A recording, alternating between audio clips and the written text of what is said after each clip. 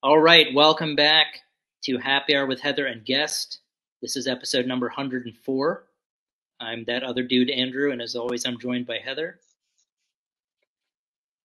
And today we're going to discuss a couple of artists. First, before we get into the musical acts, friends of the show, Black Sasquatch, have a new single that's coming out on Valentine's Day. So keep an eye out for that. Always fun listening to Black Sasquatch. They bring a unique perspective of Bigfoot and Sasquatch related themes to heavy metal. Yeah, a lot of fun. A lot of fun. A lot of really cool, fun lyrics, great subjects. So yeah, that comes out on the 14th. And then I mistakenly put on the calendar Ada Sargatis, who is a member of a group called Star of Ishtar. And that's the album that she asked for us to discuss. So Heather's going to talk about some of her solo work because I screwed up. And then we'll talk about Star of Ishtar. And then we're going to talk about a band called Bahboon, spelled Bahboon. So if you want to start, we can talk about Ada Sargatis, who has she is a solo act with music and a single that had just been released. I want to say within the last year. I didn't write down the date. That's okay. I did. Yeah. I listened to both because I thought we were covering her solo stuff. So I looked on Bandcamp and I saw she had a single, and then there's another album on there too. So I actually listened to both of them. And her single is called "We Are Shadows of the Night," and her album is called "Reflections." And her music, this is her, her solo music. It's really pared down and it really showcases her voice. Her songs are more on the mystical side, and her tags on Bandcamp are dark folk and goth folk. On her album, she sings in both English and Russian, and to me, that adds to the mystique. She seems to have a strong connection with nature and is very poetic, and she sees the world in a very poetic and artistic way. And then I listened to her band, and that album is called Venus Invicta, and it has some really cool new wave and industrial elements, synth wave, dark wave, all the waves. All the waves. It has a nice mixture of electronics and instruments, and I thought her voice is really versatile, and it really goes along with this type of music as well. Yeah, the only thing I can really add to that is just what they had written on Bandcamp describing the album. So yeah, Star of Ishtar from St. Petersburg, Russia. Venus Invicta is a 5-song EP, and its dark aesthetics, the powerful archetypal roots of our past and heritage of ancient cultures are likely to be key elements of the project's DNA. Driven by feeling and meaning, they constantly experiment with sound and form, moving freely between genres and worlds. So, yeah, there's a lot of gothic feel to this, some synth wave, all the waves are represented, really. And the final song is also in Russian. So it was interesting. Like when we listen to Green Hog, and a lot of the songs, the lyrics are in Russian. So it gives it some depth to it. But yeah, again, sometimes Heather and I will leave the heavier music behind when artists ask us to listen to their music. And this was a case where I think years ago when I was doing a Fistful of Faithful, I covered Ada's solo work. And so she reached out and asked for us to discuss the Star of Ishtar. And I was trying to think of an Ishtar movie related thing I could mention here, but I can't think of anything, so I won't. But yeah, if you're into sort of the dark folk, gothic type stuff, that it really does. It's hard to categorize it in one genre, but if that's your thing, then you'll find something here that you'll like. Yeah. Um, so yeah, and then we can hop a quick flight from St. Petersburg, Russia, to Tokyo, Japan, Yeah. for Bahboon.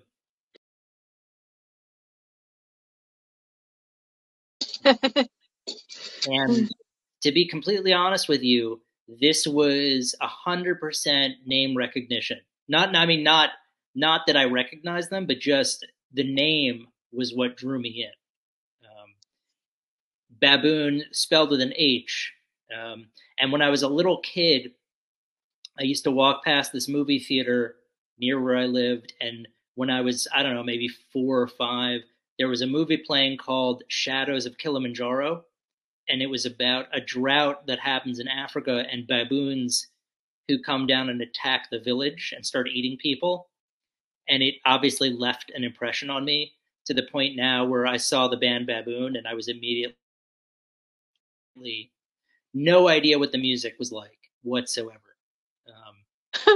I, And then I discovered they, yeah, go I on. wondered about that. Oh yeah, what I mean, King Bastard was the same way. Like Yeah. sometimes I mean, it's the same. Go on. you have a perfect track record for like bands that are name only and Yeah. they end up just like totally kick ass.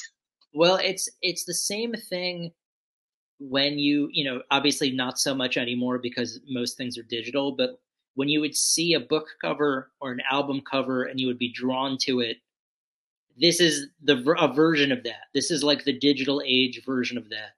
Like I see the name of a band and I'm like, oh, this might be interesting.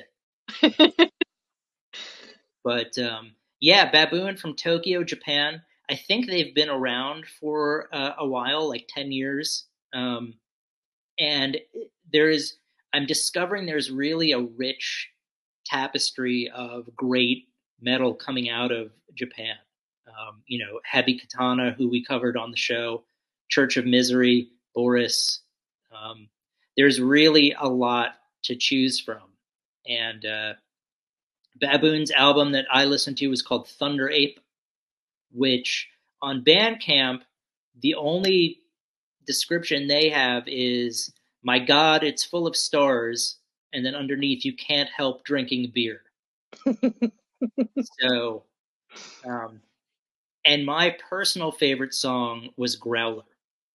But please, I'm sorry, I've started launching into my own spiel.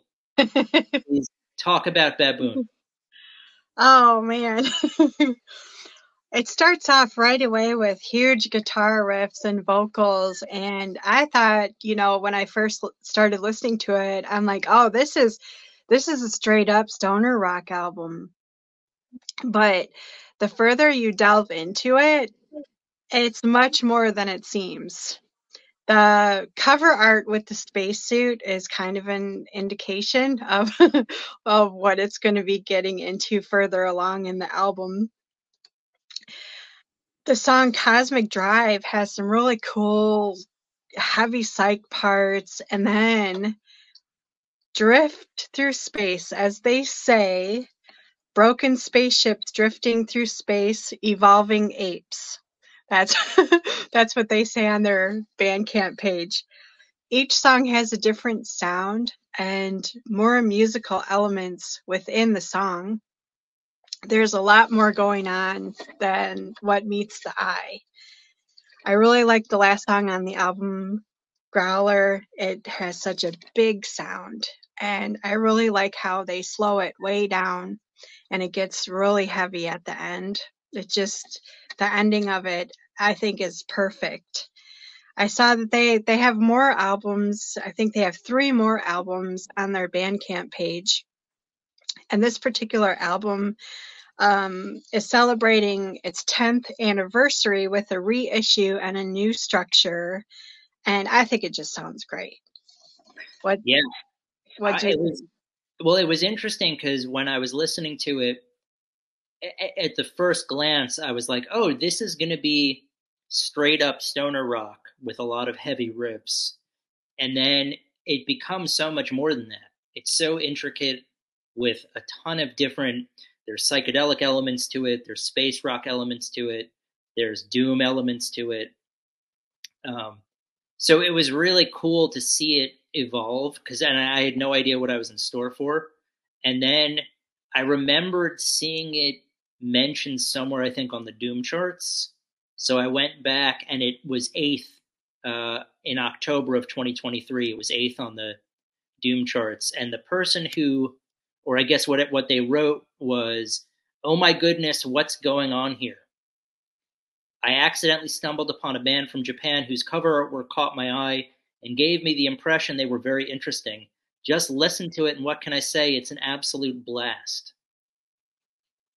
So, and then he goes on to discuss the musical elements to it: groovy, doomy bass parts with killer stoner riffs, drums clattered every nook and cranny. The bass pushes, powerful vocals, psycho parts meet slightly progressive proto metal riffs. Um, yeah, I mean it's a ton of, and it's a short album too. A lot of the albums that we've listened to can sometimes approach an hour. This one I think is a little bit more than half an hour. So they pack a wallop into a short playtime, but I was just really impressed at how complex everything was and how there was so much more going on than the initial part of the song led you to believe. Um, there are times where I'll listen to albums that are stoner rock albums, and I'm like, the first 8 songs all sound so similar in terms of the structure that what they're doing is phenomenal, but there's really not a lot of diversity here. There's no depth. Um, Whereas I think you could listen to each of these tracks and think you're listening to a different album each time. Um, so yeah, this was another one that was like serendipitous, the universe pointing out, hey, maybe you should check out this band, Bahboon. Yeah, and it's so much more than stoner rock. So much more. Yeah, because like what you're saying, like when you first start, sometimes, when you listen to stoner rock and you first start listening to it, it's like, oh yeah, this is stoner rock. This is pleasant, nice, pleasant music, and it's stoner rock. And then, like you said, it doesn't really change much throughout the album. But this is like, whoa. Yeah, Once you get into the first and the second song are kind of similar, but once you get past that, it's like, whoa, this is this is incredible. This is so much more than I anticipated. yeah. There's real. I mean, it's really. I love a stoner rock band that has the formula down. Um, which like you said, I expected this to be similar to that, and then somewhere we just make a radical left turn and you don't look back, and it's like, oh, this is awesome. And the cool thing I liked about Growler is that they follow that. We talked about this many episodes ago, but songs that follow the Lord of this World Dragonaut riff, um, which I think I heard some of that chord progression in Growler. So I was like, oh, this is right in my wheelhouse. And it's a great way to end the album too. It's just a powerful song. Yeah, it So does have a lot of power. And I saw one of their other songs too. Someone had compared it to Pink Floyd. So I thought that was pretty cool too, yeah, that they picked up on that, listening to it. well, I'm also reinvigorated to like keep exploring different parts of the world now. Um, we talk about. I'm always surprised, like discovering that Nashville was sort of a hotbed for metal. thinking that it's going to be mostly country. Um, Hmm. and yeah, just I mean, obviously there have been bands from Japan that are really excellent metal bands, but now I'm like curious to continue gallivanting around the world and seeing. We listened to a band from France recently that was dynamite, Witch Third Serpent, Baboons from Tokyo, Slow Green Things from Germany. Um, yeah, no, I'm excited for whatever's next. Um, Yeah. we're Yeah. gonna we should try to get every country before Yeah. at some point. Yeah. But Yeah. And we'll see. it's fun. It's Yep. fun. Yeah. It's, I never, when I listened to music, uh, when I was younger, I never dreamed that I would be listening to bands from all over the world, No, that never. So the internet has really helped open up the world to us, it and has. it's really phenomenal. Yeah. Well, I will recommend check out Venus Invicta if you're interested in more of a dark gothic, more subtle music. If you want something powerful that's a stoner combo, check out Baboon. Um, Also, Heavy Katana. I know they play on the same bill sometimes, so I think the bands probably know each other. That was another good band that we listened to. Um, and yeah, and check out friend of the show, Black Sasquatch. Have a new single coming out Wednesday. Yeah, can't wait to hear it. Me too. So, Yeah. all right, well that's going to do it for us today. Have a good week. Have a happy Valentine's Day, everyone. And Yeah, and we have some really exciting people to talk to, that we're, in some future shows that we're going to have. We're going to be talking to some really cool people.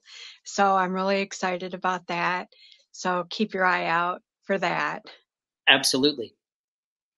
And if you're ever interested in, if you're a musician and you'd like us to discuss your music, feel free to hit us up, and I'll try my best to make sure it is on the schedule correctly. So there are no more gaffes. All right. Well, thank you so much, Heather, and Thank you. have a good rest of the week, everyone out there in the internet.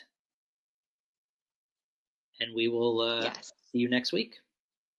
Bye.